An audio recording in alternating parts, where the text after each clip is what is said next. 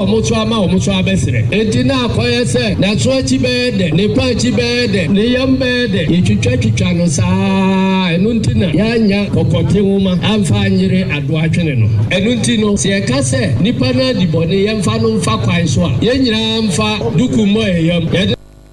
Johnson Esiedun Ketia General Mosquito dwemtreni edema chiniye amonyekuo no wono ene yete ne nkan. Meka usana na KJC Company Limited anopa no nsia kase bona wutie fi SOMPA 106.5 FM akrana yeto aso no Dr. Yawosei Edichum eyem na hyebejeni ewo bosomtwe wa Ashanti region anasa sentiment mo emebia chemu no yoso afo hyenwomasuan so wono aso epriniti so betu franka e dia New Patriotic Party amonyekuo no wode atodwa ne se obi a wopese ogitumi de ma party no nipa no hiase de ne bekwa baako mienu miensa ene nan ansa na nipa no watimi edinkunim ene o se president Zia wabaye no enya de ne ko baako de ne ko mienu de ne ko miensa ansa na wodi nkunim nti wo ka se obi abaye de na ko mienu yensa mfa ne ko biem yensa mfa ne ko miensa yensa mfa ne ko nan no enye no ene beboa ebra woni NPP delegates Watano South constituency wo bechem ko hyiaye wo half region no ene ode sansemi eto wo mo anim Ebinum ekasa ebinum baba kum yenu miensa omampani buzia obaba kupo buzia ba kupe ene party no win ye no be prime minister Hillary man obaba kupe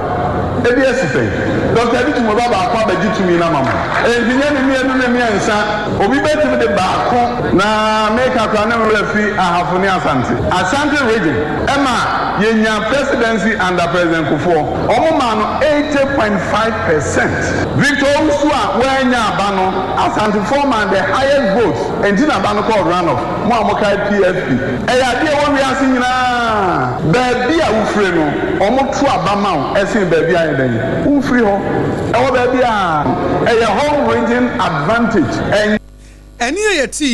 Dr. Yawosei Edichum awotu franka anasa wo yi ni ti so peso tu franka edi ma the New Patriotic Party amanyekuo no eno de sansem ye tu dwase wo bia bia wo firi ne ye to abama ne pa eti esese ye hwe na ye kasa ansem no kopie bechem na woni NPP delegates Watano South constituency ko hyiaye eno de na de sede etudwa ena no dwoda no ena ano tutu bedwekuo ye wo mrahye bedwafie wonom ko asetena ne nyina ne ye Penia Ghana man penia boni din se womra na womontoto na no manemeye temuafo pani e wo man Ghana mu Paul Bafoboni justice no na wokoye no ene obi ka se anansesem bebere na koso drama e koso pa na eno na enra piempani a wo mrahye dwafie Alban Sumana Kingsford Bagben wobetra na dwamu na otietie nsem no asa enra no na nsane no na ono so TV achi na wo hwe bi pa no se ni akos no de entwa ye kura na wo kasa no wo kire mu sei. The doctrine of separation of powers requires that all three arms of government, the executive, legislature, and judiciary, relate to one another with mutual respect and restraint. Consequently, I have directed the leadership of the Appointments Committee to take note of this incident and to ensure that in all future proceedings, the highest standards of civility, objectivity, and institutional respect are maintained. Na wade to aso kakra no na ye maintain ne de na ni nyina gitum se ne ma bia ankoyi. Members, once again, on your behalf, I extend our deepest apologies and assurances of Parliament's continued respect for the judiciary and its esteemed members. I want to assure all of you that I'll come back on this issue of decency, discipline, and decorum. And this time, I'm coming with the hammer, not the gavel.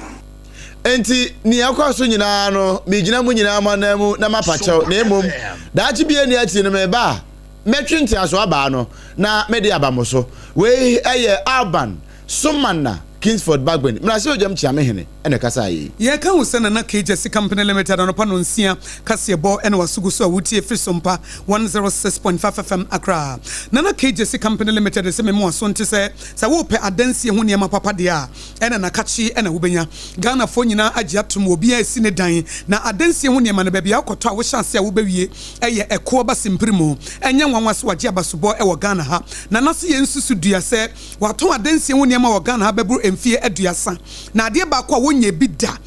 policy a wonfa bi nya adwuma da se bia baba beto adansi ho ne ma wo se medi gu ho eche ma baba fa wonye bi da ena wonye bi nso da eti ne wo beto ano asese wonkuku no kaka na wo de kɔ eti na KJC company limited se sa policy ne kura de 30 years ni a wo hye ne dwumadi ase no wonfa bi nkan ho da obi abeto a na wasesa konti obi kogina ba bi se o kɔba simpre mo kura de wotimi kɔtɔ na wodi egu ho eche no akwakofa wo se enye no kura de biara da wonfa sa policy no enya adwuma enti yensha no nso eti se wo cement wo pe iron rods wo pe roofing sheets plywood ne building wires ne nadoa no a ko ba simpre mu akachi na wo benya wase bra na adansie ho niam achi no obesan so tuufo na free delivery nso eya adwuma na no central steel for bon aba so na adwuma pa ne body mpo a wo bonti se wo nkran anase komase no ne se wo be frɛ no 020435540 020435540 na eno no Endpoint homeopathy clinic Dr. Duboatin was say yare bia benya wo na otamfo so benya wo na yare bia nso won fare bai eduro bia wo yare a esa na yare bia nso won duro na ba bia ye hu yare ne root cause etu ase no Dr. Duboatin Endpoint homeopathy clinic enya nwa wase more than 17 years of UK bepi Ghana adwuma wa ye nie ama manfo enya yare sapapa sa bre wo just scan free e de mama ne memma as part of the social responsibility etu betimi de wani a kire kumase kronoma bo hia anase imposa wo nkran ha be sprinters kwana so be fe share signboard no ba ko ho e na tema community 22 nso wo be hu ba ko eyan wo mu ha wa brane yen hye wa wodie ni mu ma na esese a wo huru mu a ye be wo hurum wo be wo afa ho afa wo ba etre bi kra na ade na ema wo nwo no eye bibi keke a wo akasa wonim entibra na endpoint homeopathy ema uchidom emema prostate no monso momra na mo me check ne for free scan no ye twa e de amamokwa premature ejaculation no abema ye de asense wu komu no bra na ye be ye free ho na no de afre ne mature ejaculation anya premature e be ye mature na so obenyini kra ade aboroso ama wo ankasa ye mfra mr 30 seconds e be mr 30 minutes eno ne de be bodin so and a low sperm count ne be free ho na call high sperm count, nerve diseases, kidney, any liver issues, and also why Endpoint homeopathy clinic near Ayaresa Papanier, physiotherapy and massage where Yahojuma. 85 was 0244 867068, 0244 867068, and 027423 4321, 027423 4321. Endpoint homeopathy clinic Ayaresa Papa and Wode Abrewo. So what is some Pacasiaba? And as a whoop kenke be a dear, one more ton docuno bus almost say, Sa kenke no, a yellow corner vitamin A womanua, just hot kenke for ayeni bia na. Every say, just bread and pastries for at the just hot kenke abba, docuno papa be, hygienically processed. I would miss a hunidia papa near dear yellow corner vitamin A womono, and ye dear ye the mouth 3 Ghana cedis. Now on so swako you make no shit on unkruma, no aquacoton. It is a what ton docuno, and your fena better penten kwasa me quacoto bro. Na fe me twa me ho sente me di koni kanika esa abre no yifiri ho se ye mpabre obi a ma me kele ne self se ye bibia easy obi a per soft life et wo so wo ton dokro no wo hia soft life et mo ton dokro na mo per soft life no mo fre just hot kenke na ye fa dokro no mra matufo bro 3 Ghana cedis na wo so di akwaje 5 Ghana cedis ne 6 Ghana cedis ne ene ya ma kanka wo ne storage ne kama e banso a eye hot one kasa eye just hot kenke na bia sa wo ye wedding wo ye party wo ye na wo pe kenke e de asewo a wo ho a eye just hot kenke eye 3 Ghana cedis pe na anu a Tesana Baptist Church ye nyamfie aduonum 50th anniversary just for be check kenke ni bi pa na enya asem ketwa eti John's Bakery for Iwodome commercial bank echi ho eti kenke experience easier healthier more profitable friend sesia na beji bi ne koton eye 025 606882 eye 025 60 68832 just hot kenke eye hot ankasa na immune system ne wo mu no asoja fo no mo bo adwuma ma wo no wo mo ye mrepe na won so wa ye mre enti se wonum tonti na 74 mishade a na wanye wo nipadua bro wo bi a wonuro doso bia na che se yare eta bo wo no edoso eti eduru se wonum se be yare na mma no ye friend no immune booster papa eye tonti na 74 mishcha anase T74 se chronic cough be kwa na chese immune system no waboho da bia wona ase honhono na se immune system no waboho yare bia benya wo a immune system na ya sojafo na sese omkota tuo na omubo pe no wo mo sori yenyenye wo mo aye mre entinum tontina 74 mixture na enkenya bi nsane eti we de menyare ansa obi a wo mpese obeyare basa da bia na ugina wona so pabne so na wo bo adwuma no eye tontina 74 mixture no a ye fa ne T74 tete ya nananum dudo no anu omonum anu omanyinya omanim no omanyinya omanim na sese de ya ene ti se nsuo ene de DHC ye de afra and the Food and Drugs Authority agiatomu tontina 74 mixture T74 edro papa eti bra wutie so mpaka se ebo no a wo ye oni padua eyie no mi busa wo say wo center table no so ne wo kitchen no T74 na ebisi ho ana ebinsi ho dia and one say wo be 0246073498 0246073498 and answer 050162891 050162891 wo pedodo to a o kan shi drug lane na kuma say Ashton Colina Heba wo chiemu kama tontina 74 mixture immune busa papa ye de ye adwuma eno no na sompa chadio sompa chadie edem sompa chadio sompa chadie yaba sompa 106.5 FM Accra your headquarters ewo Kumase yes sompa 93.1 FM Takwa 101.1 BITMISE sompa 106.1 FM Nkranza 90.7 and Sunyane sompa 98.9 and yankranfo nyina yaka bomu a ye de sompa chadie ebrewo na ne nyina ne se edru bronya ewisia ne nyanka ene mobrofo ne ekunafo ene yenso ye boa wo mu eti woni wo mahye na mo hyen ewo be se mo hyen tade papa na mo we nkokɔ no na mo kan se mobrofo enipa bi nso ha wo mobo wo mo ne obia na se de atwen konkron na kana wana semu se wo ye mobrofo anase wo kunani anase wosia wo ye ne papa wo nyame se wo de abɔ ne bosia eti obi a wo hu nipa obi a wo mobo na wo boa no onyankopɔ twadi ampo bɔ soro ne asase a wo no nyame mu otumfo wo se eba sade a na wo no kantamanto nyame no wo mo aso ate wo bɔ ade wo se ade yese wo de abɔ wo ne bosia eti beka sompa akyade ho na fasika na bra faniema na bra na bronya yemmoja data entoma na fabra ne yemfa nche wo manfo enti eye simple se momo na pesa wo sende a eye 059-855-9802 eye 059-855-9802 edi beba no eye Terra One Media anasa Blessed Foster achedie bia nso ye branches no betimi dia kɔ Kumasi ahwa obetimi dia kɔ Sompa 93.1 FM Takwa Techiman Nkranza Sunyane ena nkran hanso ye wodome Watermelon Street obetimi nso dia ba ye bagine nyina gu ho na bronya bremu na ye dia che eye sika na apesa wo de sende nso a eye 059-855-9802 Terra One Media anasa Blessed Foster ene beba sompa achedie mobrofo ekunafo wo mo ni bie wo mo besu wo mo so bedi bronya ne bi wo mo so besresre wo mo so bewe nkokɔ wo mo so besiesie wo mo ho yie etintade na mfa de atete de wo de che yie de akwada bi sha na ni bagye de maame bi sha na ni bagye no na wo de aba ne yenso ye de aboa meka wo se sompa kase bo na wutie free sompa 106.5 FM Accra ye ho so ye ba ye de dia kanyina ebeto aso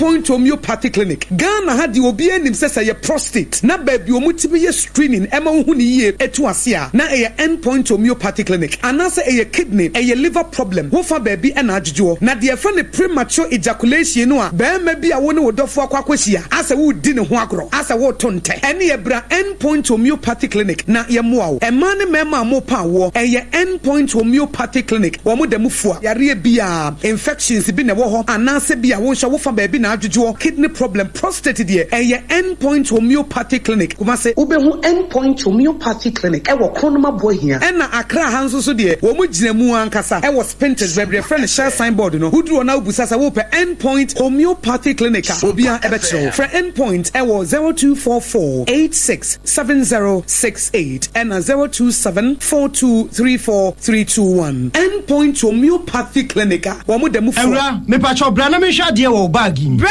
aden, and then subiem. Hey, time about Misha, ya me can't say you back queen, and where you me and saying. Bra, sanya time about Misha, Esia Jimmy Nimi fearful and Yadia Bako Ebeswing. Where dear, would this a offending now? Time about Misha, make us a me do one dance ya heaven and a demaqua copy. Ain't it some malaria, where drawn a time about mixture. And yet, and unco, dear, no more to I want to meet any dear no. Time about Mr. Drono and a yamau. Or bar what fell through, dear one aquadano for any aquada one if you do me no entiminum a draibi. Sir Obato a draibi anuma. She said wako hospital and answer lab. I'm here who say, oh, a 3-day malaria be answer. Sir Opa time about Mr. and ready to do to her for any K&G Herbal Center, Ewa in Rome, Abidjan House, and a Bakoso at Tonsu Monaco Junction. Eno echi ubenya bi atowo over the counter medicine sellers any herbal shop dodo na emu. Fre 0244 417669. Kayo set time no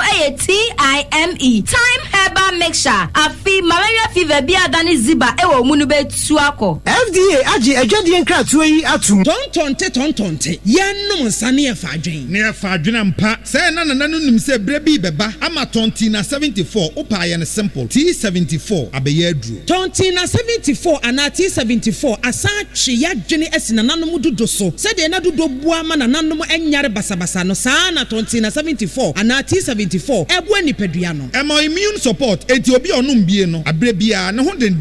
tonti na 74 yi nso ya ye no se nsuo krokro wa kama enti ba bia wonam bia obetimi de wade akọ samene wa anka free na ekroyi eda no nko na wie ye wa bra mennom T74 samennom tonti na 74 menya hoɔden mennom ne da bia T74 yi ɛyɛ hahama ɛne yɛde ayɛ na DHC ɛna aframa na yɛ kama saa no T74 ahoɔden ne apɔmuden ko a wokɔ pharmacy ana baabi eto nnuro bia wobɛnya tonti na 74 yi bi ato T74 yi ɛnyɛ ma ɔba a wafa afuro ana obi a ɔma nufoɔ ana sɛ obi a onya mfie dumienu ɛto phone frɛ 050-162-8931 ɛna 0246-073-498 FDA agye adwadie nkratoa yi atom.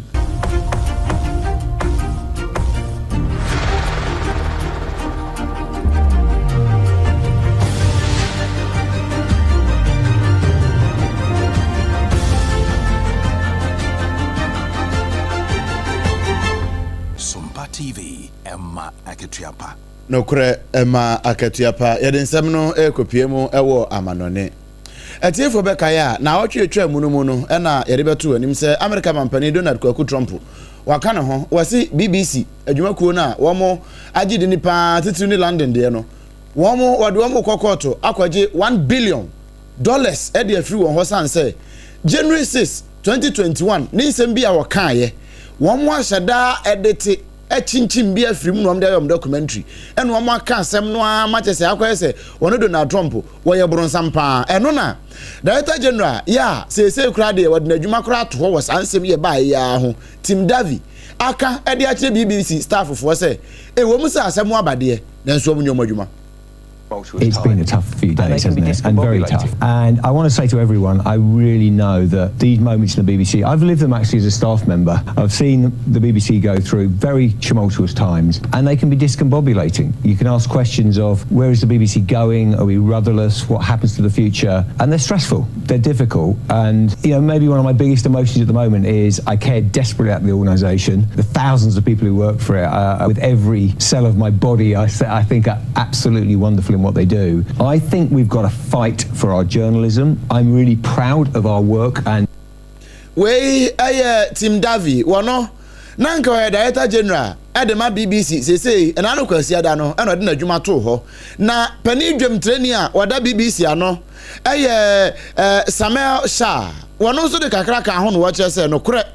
wano de ne yakoso nyina wonim watete wahunu nanso de obeka ne say nanka wo betimi aye bibi e de avoid this and yes. That's a very fair point. Let me take you back. The point of the Editorial Committee is to review our output. And we had commissioned research into how well we'd covered the US elections. And that was quite substantial research. And just for the sake of providing full picture, the overall conclusion was that we'd done it extremely well, properly, impartially. There were areas of concern which the panorama was one. Now, in hindsight, it would have been better to have acted earlier, but we didn't. Depends what you mean by sweeping under the carpet. It was public. We discussed it. We Samuel Shah Akosa wono penny dwemtreni chairman edema BBC group no London. Kasiebo no wasi na ensem de somo no pay de duma kotene bi ene se Dr. Yewosei Educhum awaye presidential aspirant de the new Patriotic Party amanyoko ne de atodwa se party ni hia se wo mudi nipa be komprenum prensam prenan ansa na nipa na babaye mampanyini eti Dr. Buzi anya saade a eni kwanse ebasa. Former chief executive officer ya no oda boss ano Edwin Provenca enra wakofa wiemishan akọ Maputo Mozambique yokufu achen na bunu regional minister nso edi atodwa se obi entua ne to na etuo tuemu ne betimi aboa ama o man na fa ne ntuma pa efra America mampani Donald Trump say o si BBC $1 billion na no na BBC for mpanifo akasade afa ho na kasiebo no wasi ye ne ede somo no pai ayeme akosua ago aboagye wo betimi afra me akosua nhra me ne me doba obrempong na kwaku ampoma na kasiebo efi SOMPA 106.5 FM akra no efa ye headquarters wo Kumase eye SOMPA 93.1 FM Kumase ehwan wo ayiko 100.9 wo Kumase Adamfopa radio Paris France takwa SOMPA eye 101.1 Techiman SOMPA 106.1 Sunyana SOMPA 98.9 Enkranza SOMPA 90.7 Mankasim eye Kingdom 106.1 FM baby decoder wono nso so betimi anya eye SOMPA FM and na ye Facebook page no eye SOMPA 106.5 FM akra YouTube SOMPA FM Live. Your website here www.sompaonline.com. Nana KJC Company Limited or Toma Densi Huniama Ebo Yechidoma Kasiaboni Dimo Endpoint Homeopathic Clinic Dr. Duboatin Watun Safa Sabra Bejair Sapapa Joe's Bread and Pastries for the Joe's Hot Kenke Aba Dokrupa Bia which be a koye Tantina 74 Mesha Wonoma Immune Booster Papa Nebeboa SOMPA Chedi Brunye Yabecha de Amanabroso Yademunina Senia Sorry Sui Nasam for Kantanka Bema at the tip of sports no eba yadamonse